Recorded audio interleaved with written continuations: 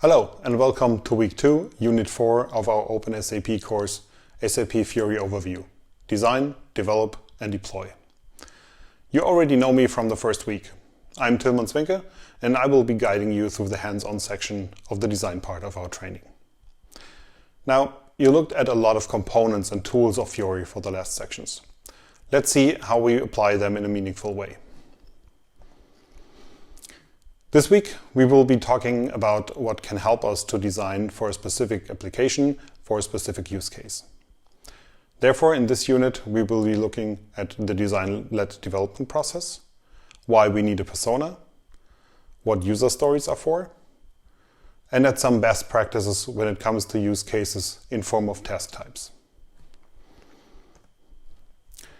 First of all, designing meaningful enterprise software is nothing you just want to jump at without a plan. We will be using the design-led development process. It is derived from the design thinking process and specifically for the creation of software. The DLD process consists of 3 different phases: discover, design, and develop. These 3 phases are divided in a problem space and a solution space. That means during the discover phase, we do not think about a solution. We only try to understand the problem. And that probably takes more up of your time than you might think.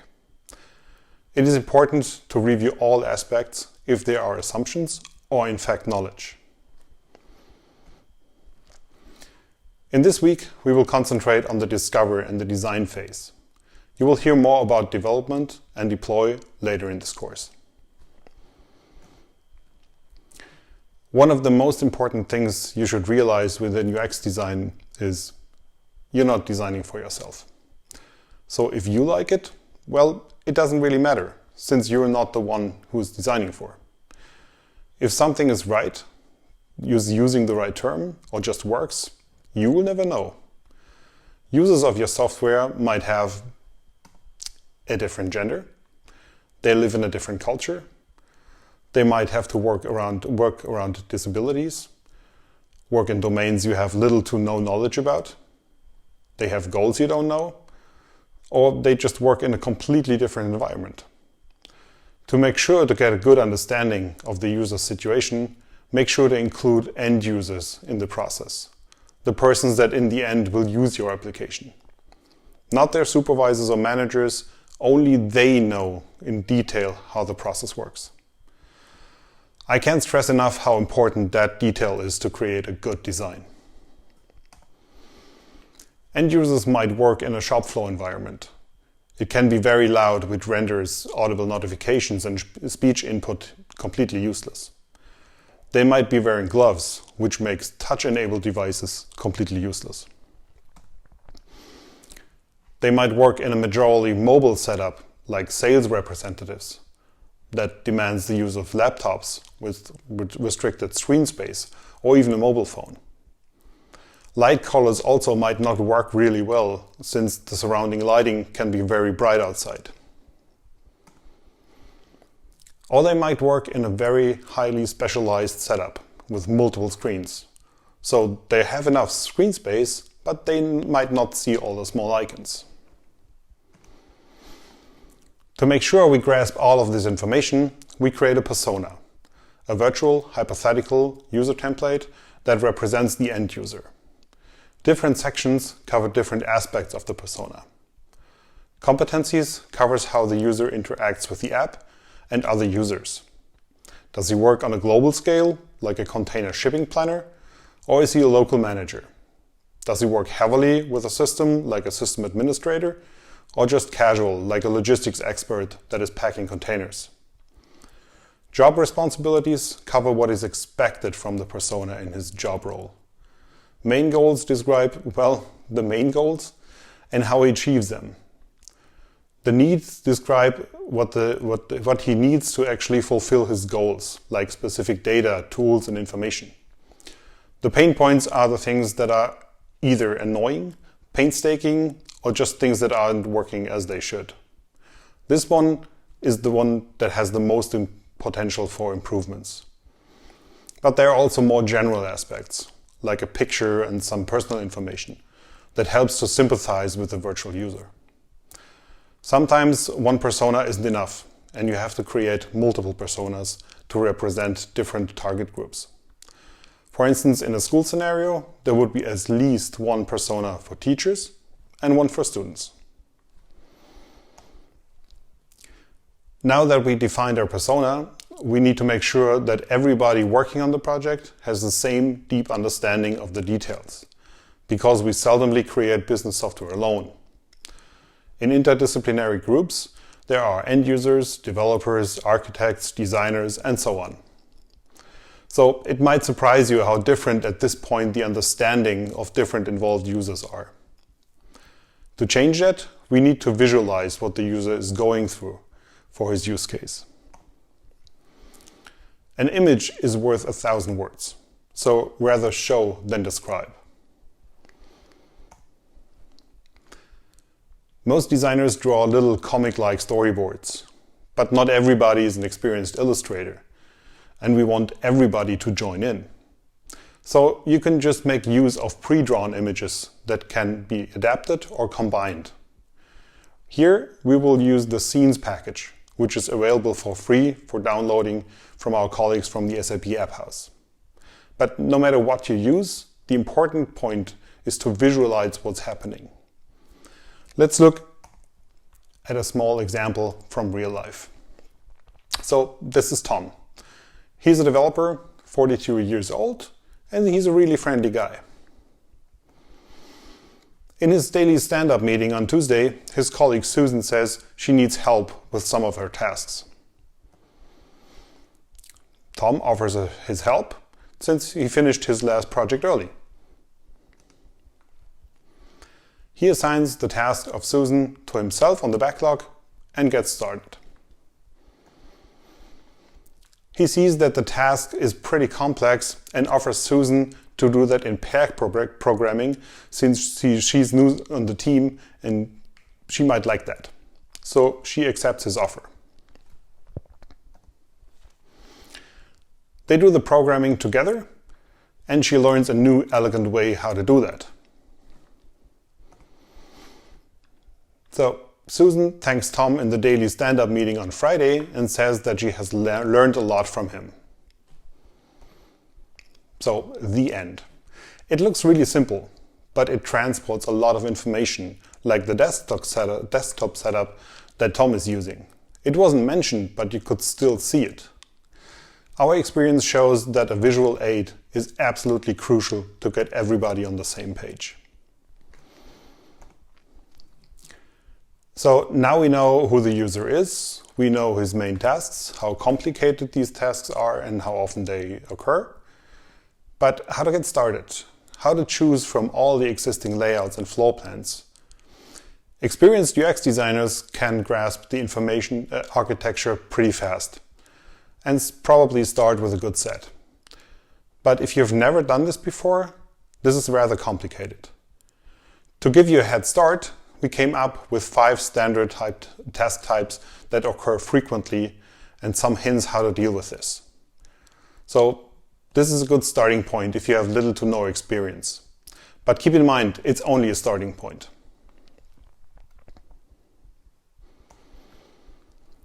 So those are the 5 task types we're going to look at. A routine task, a reactive task, a monitoring task, an analytical task, and an expert task. But let's look a little closer. The first one is the routine task. This is the task that happens all the time, and there's a stable running business process in place to support it. This type of task is a reoccurring task by its nature. Normally it requires a quite limited set of information as context to make a decision. So let's look at an example. Imagine you are a contract manager. One of your tasks is to review expiring contracts and decide on extension for them. So on an overview page, you might want to have a fast access to all expiring contracts that are up for extension. Click on the stacked card here, and you get an overlay with all the contracts that are up for extensions, each with a context you need to decide on. So in many cases, you should be able to click either extend or discontinue and you're done. In the case you need more context, you click on the contract and get taken to a respective object page that gives you more details on the contract. A second example, and I guess this will occur more often, is you need to make a change on an already existing object. For this, I would start on a work list if you have very limited objects, around 40, or a list report if you expect more items than that. Once you found the right object, you would like to click on it and get taken to the right object page.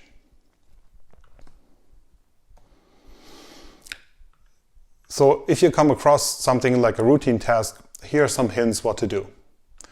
If you expect less than 40 items, use a work list with quick actions. If you expect more items, use a list report with filters. Bring actions to the overview page with stacked cards, and if the context for making decision is sufficient, implement Fiori notifications to inform and remind the user about tasks. You can also bring actions to the search results of enterprise search for your objects if the context for making decisions is sufficient. In all cases, you should have an object page as a representation of the object which you're working with. The second task type is the reactive task. It is usually externally triggered. The trigger can be a system action, an email, or a colleague talking to you. So if you're a manager and are in charge of confirming or rejecting leave requests, you only need to react, in fact, if there's a request coming in. So first you need to find out, and you do not want to be checking for it all the time if something came in.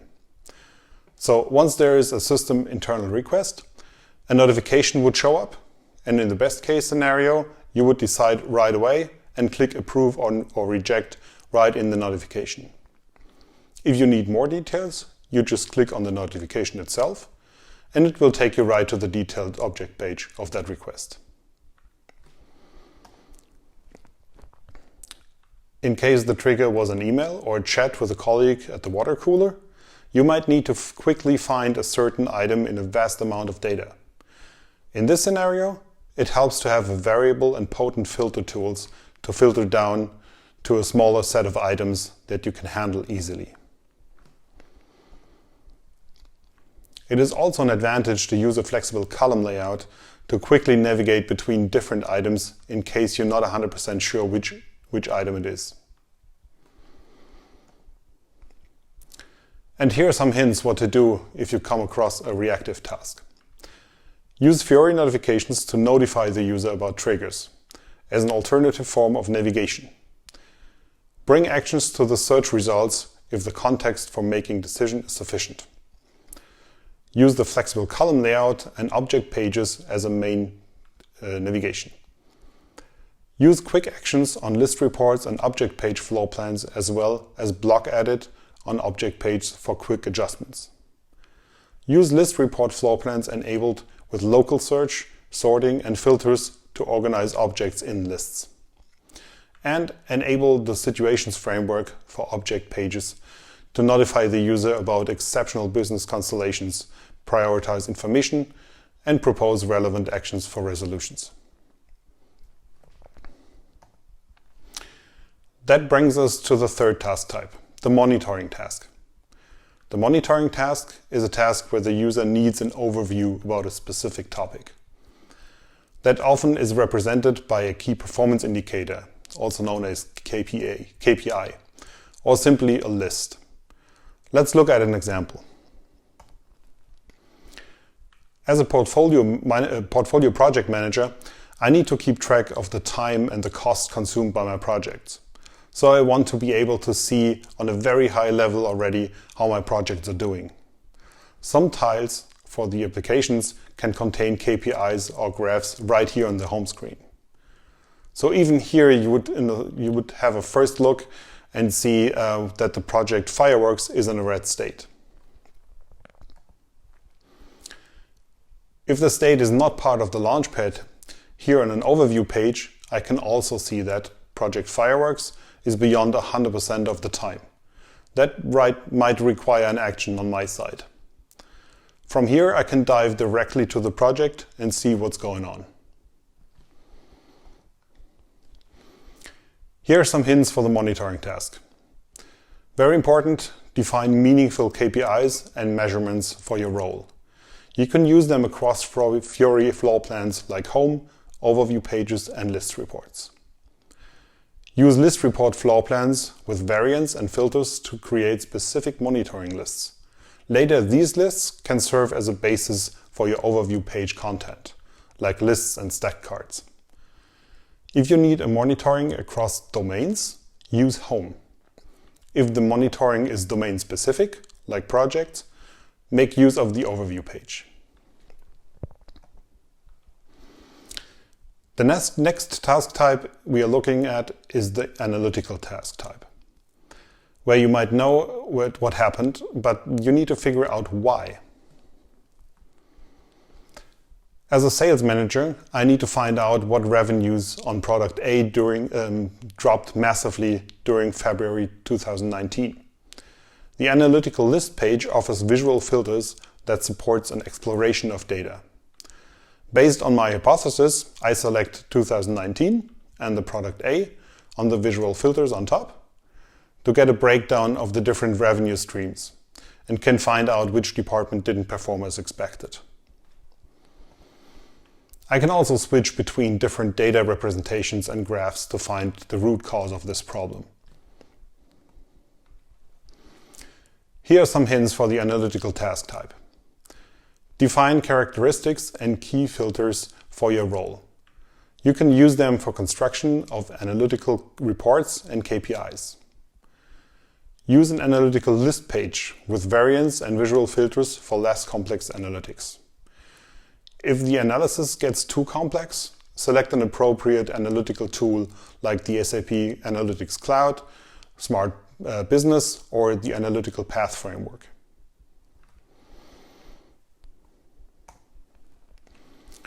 The last task type is the expert task type. In the category, we find everything that has massively complex character and mostly needs specialized UI elements. If you need special expert components like a T account, a process view, or a 3D view, chances are you need to design an expert task. Those tasks are highly specialized, and most applications that cater to expert tasks need to be designed as an own project. This is also the reason why there are no general hints here and recommendations for this task type. Try to use standard controls and layouts as far as possible. Of course, those 5 task types are not the end of it. There can be all kinds of variations and combinations. These 5 task types should give you just a jump start to find an appropriate starting point.